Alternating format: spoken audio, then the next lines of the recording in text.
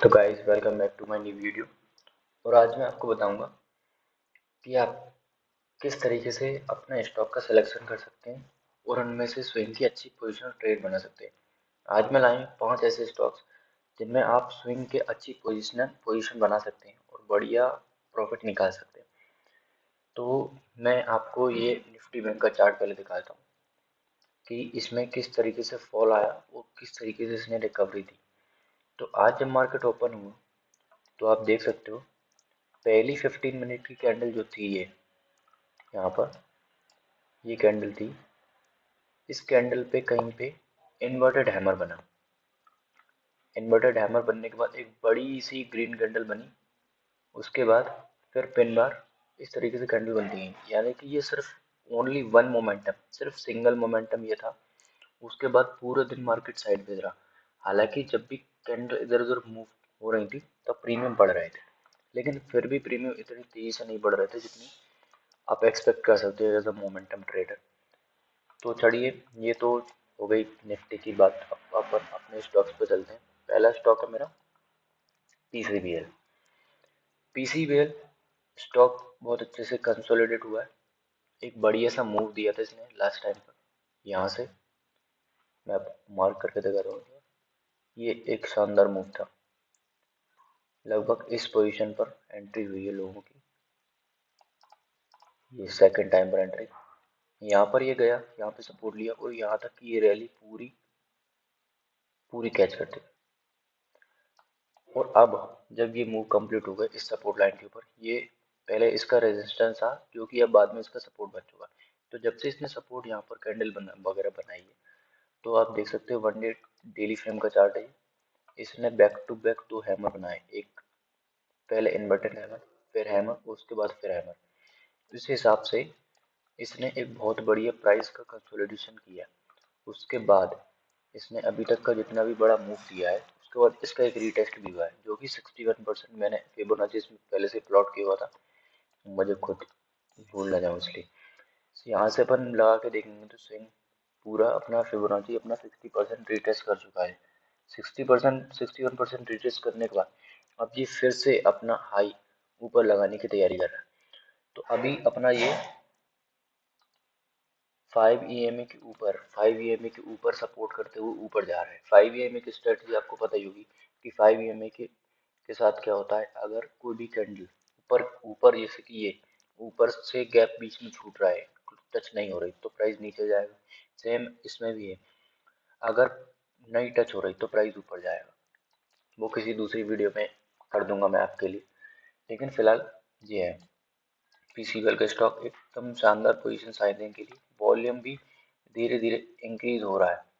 ये एक कैंडल पहले डिक्रीज हुआ, प्रॉफिट बुकिंग हुई, फिर कैंडल, हो सकता है कल इसमें एक बड़ी कैंडल आ जाए, लेकिन प्राइस जिस तरीके से ऊपर जा रहा है, देखो ये कैंडल नेक्स्ट टाइम पे, तो प्राइस धीरे धीरे कंसोलिडेट होकर ऊपर जा रहा है। और बाकी 20-50 डे का मूविंग एवरेज भी सपोर्ट कर रहा है। और अपन दूसरे इंडिकेटर्स वगैरह लगा के देखते हैं जैसे कि आरएसआई। तो आरएसआई अपना 61% का है। मेन इंडिकेटर अपना एमएसीडी। एमएसीडी देखो कितना बढ़िया बुलिश क्रॉसओवर दे रहा है यहाँ। अगर ये क्रॉस करता है, एक छोटा सा ग्रीन कलर की विक आई है इसमें, जूम करके दिखा रहा हूँ तुमको। ये देखो, ये एमएसीडी का क्रॉसओवर यहाँ पे हो रहा है। एमएसीडी के क्रॉसओवर के बाद अगर आप एंट्री अभी भी ले दो तब भी कोई दिक्कत नहीं है, एक बढ़िया प्राइस आप कैच कर सकते हो। नेक्स्ट स्टॉक की मैं बात करता हूँ। नेक्स्ट स्टॉक है मेरा पूनावाला। पूनावाला फिनकॉर्प। पूनावाला फिनकॉर्प, ये देखो कितना बढ़िया राउंड बॉटम बनाया है। तो देख सकते हो आप। कुछ लोग बोलेंगे ये तो कप एंड हैंडल भी है, यहाँ से ऐसा कप ये हैंडल ऊपर निकल रहा है, बोल सकते हो। पर मैं राउंडिंग बॉटम इसलिए बोल रहा हूँ कि बढ़िया कनेक्ट कर रहा हूँ राउंडिंग बॉटम में भी। हर कैंडल नंबर एकदम सीधे सही तरीके से बढ़िया कनेक्ट हो रही है। ये देखो, ये है 20 और 50 डे का मूविंग एवरेज। ये ऊपर गया, ये नीचे आया, सपोर्ट, ये सपोर्ट है, ये इसका रेजिस्टेंस था जो कि इसका सपोर्ट बन चुका है। सपोर्ट पर इसने प्राइस यहाँ पे सपोर्ट लिया, हेड डाउन चला गया। यहाँ पर किसी बड़े प्लेयर ने एंट्री बनाई होगी, देख सकते हो कितनी शानदार ग्रीन कैंडल आई है। यहाँ पर सपोर्ट लिया, फिर ऊपर चला गया। तो ये 20-50 डे मूविंग एवरेज क्रॉसओवर हो रहा है। तो इस कैंडल पर जहाँ पे आप देखोगे, इस कैंडल पर इसने शानदार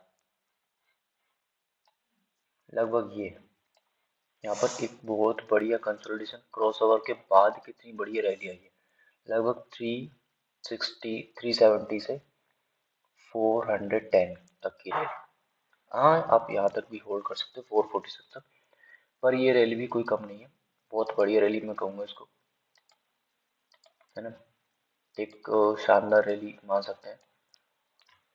इस हिसाब से आप इसमें एक पोजीशन बना सकते हो। तो अभी रिसेंटली इसमें एक ब्रेकआउट होने की उम्मीद है, बल्कि क्रॉस कर दिया है इसने, क्रॉस यहाँ पे कर दिया है। कुछ दिनों बाद हो सकता है इसमें ब्रेकआउट हो जाए, जो कि यहाँ पे कपर हैंडल का पूरा ब्रेकआउट हो चुका है। तो अगर आप एंट्री बनाते हो तो भी आपको एक बढ़िया प्रॉफिट मिल सकता है। आपको याद रखना है कि ये 5 EMA की लाइन है, अगर इसके ऊपर ऊपर कैंडल चलती जा रही है तो आप इसमें पोजीशन में रह सकते हो, और अगर ये क्रॉस करती है तो वहां पे आपको एग्जिट कर देता है अपनी पोजीशन को। नेक्स्ट स्टॉक की मैं बात करता हूँ, Patanjali food.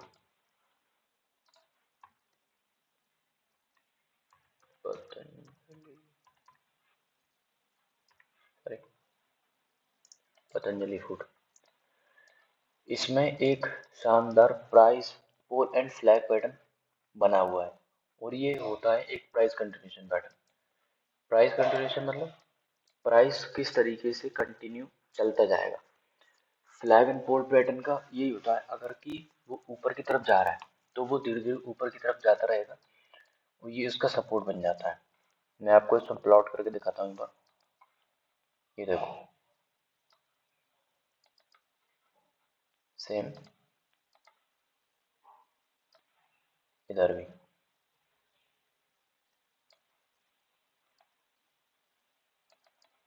Flag and pole pattern के साथ एक बढ़िया सा स्विंग मूव ऊपर की तरफ जा रहा है।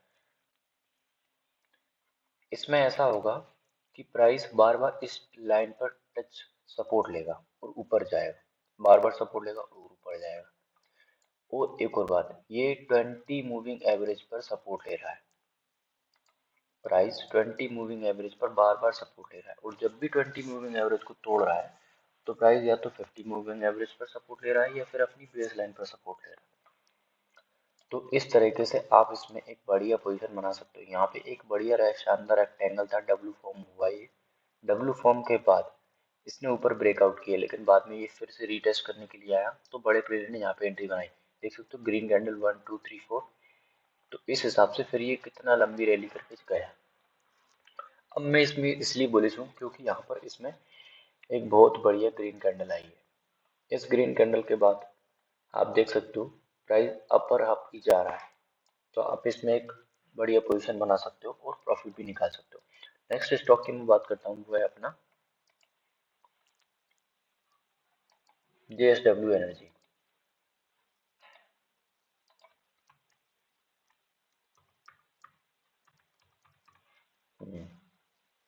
JSW एनर्जी, इसमें बना है एक कप एंड हैंडल पैटर्न, एक शानदार कप एंड हैंडल पैटर्न बना है इसमें। देख सकते हो कि इसने रेजिस्टेंस था, ये रेजिस्टेंस था, काफी टाइम से रेजिस्टेंस हुआ। एक बार इसने ट्राई किया ब्रेक करने का, लेकिन बाद में वापस से नीचे आ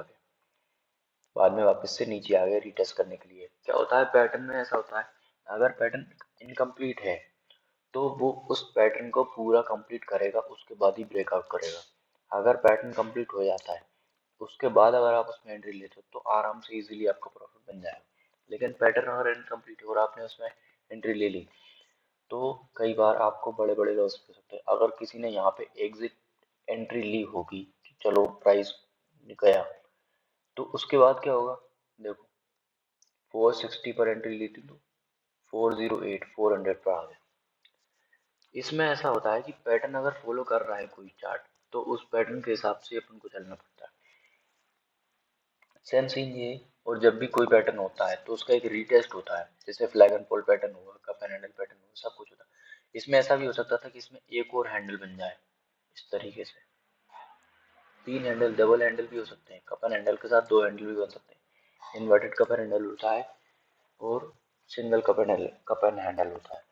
इसमें ये बहुत ही स्ट्रॉन्ग बुलिश पैटर्न होता है और इसमें बहुत बढ़िया टारगेट मिलते हैं। तो अगर ये कैंडल ऊपर की तरफ निकलती है तो आपको एक बहुत शानदार टारगेट मिल सकता है, लगभग 540, 560, 550 तक। तो अब मैं नेक्स्ट स्टॉक की बात करता हूँ, वो अपना DCW।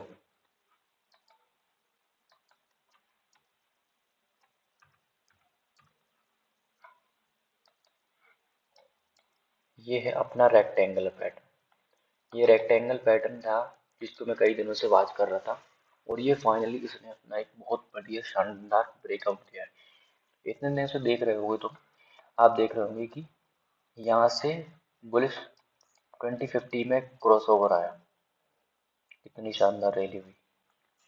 यहाँ पे प्राइस बहुत कंसोलिडेट हुआ है, बहुत बहुत कंसोलिडेट हुआ है। उसके बाद एक शानदार, मैं तो कहता हूँ छोटे क्वालिटी के जो भी स्टॉक होते हैं कम प्राइस के, आप उनको उठाओ, बड़ी क्वांटिटी को उठाओ, जितना प्रॉफिट होगा वो सारा आपको होगा। अब देख सकते हो कितना बढ़िया ग्रीन कैंडल, वॉल्यूम भी 42.714 मिलियन है, और कैंडल दो, बैक टू बैक दो कैंडल, सोच सकते हो कितना हाई वॉल्यूम है। इस कैंडल से भी थोड़ी सी ऊपर कैंडल है ये वॉल्यूम के कैंडल। तो अगर ये ऊपर जाता है और आप इसमें अगर 64, 50 से कुछ भी एंट्री बनाते हो किसी भी प्राइस पर, 60, 64, 65, तब आप बड़े टारगेट के लिए एक्सेप्ट कर सकते हो। इसमें आपको एसएल बताता हूँ पहले मैं।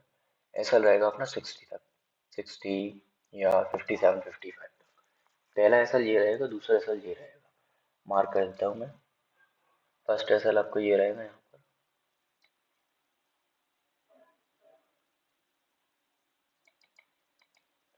दूसरा एसएल आपको रहेगा 55 तक।